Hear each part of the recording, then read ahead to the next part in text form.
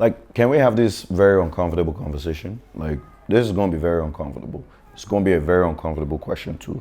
Let me start with a question. What are you going to do if you don't end up getting married, right? Because everybody's waiting on a wife, everybody's waiting on a husband, and all these things. And, if you ask everybody, they probably have a promise or a prophecy or, But what are you going to do if you don't end up getting married? If that's just not what is in the plan for you? Because I don't think we're being prepared as believers enough for living single. Every time on social media you see a lot of talk about marriage and counseling and all these things. Yet, with the way the world is going, look at the ratio in your church. Like, I'm sorry, since nobody wants to talk about this, let's talk. Let's have this conversation. Look at the ratio in your church. Look at the world around you, man. Look at the options. Just look at what is going on. What does it look like, right? What does it look like? Right? I know we're saying it's the last days and all of these things. And here's the truth. Here is the very truth. We all not going to get married. That's just the truth. Not all of us. Even the ratio disagrees with that. The mathematical equation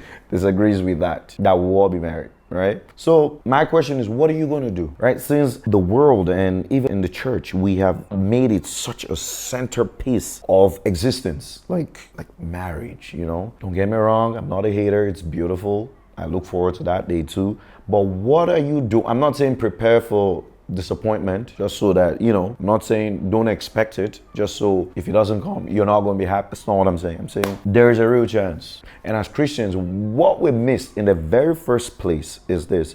As soon as you became a believer, you're married to Jesus. Until that same Jesus now hands you over to another person and says, in this world, that's going to be your husband. In this world, that's going to be your wife. Yet, I'm still, obviously, the bridegroom. But earthly, now, you are appointed to that person. You are not as single as you think you are. Especially us Christians, we are not as single as we always think we are, always alone and all this. Listen, even the Holy Spirit is called a comforter, man.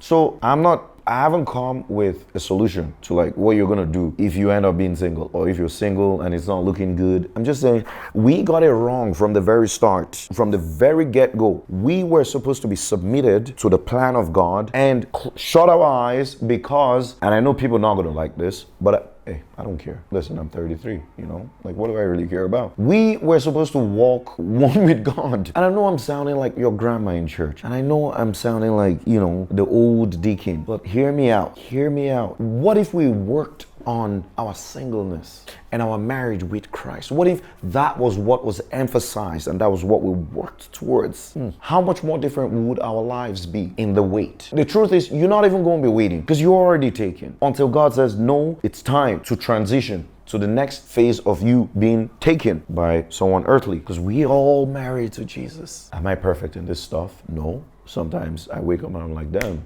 it'd be pretty nice to have someone beside me, but you gotta slap yourself and say, you know what? Well, that person ain't there. Are you going to be daydreaming all day? Are you going to be just... And I know there's a lot of talk about these things in the Christendom, a lot of which I don't agree with. But hey, man, but it's just my own, my own take on this thing.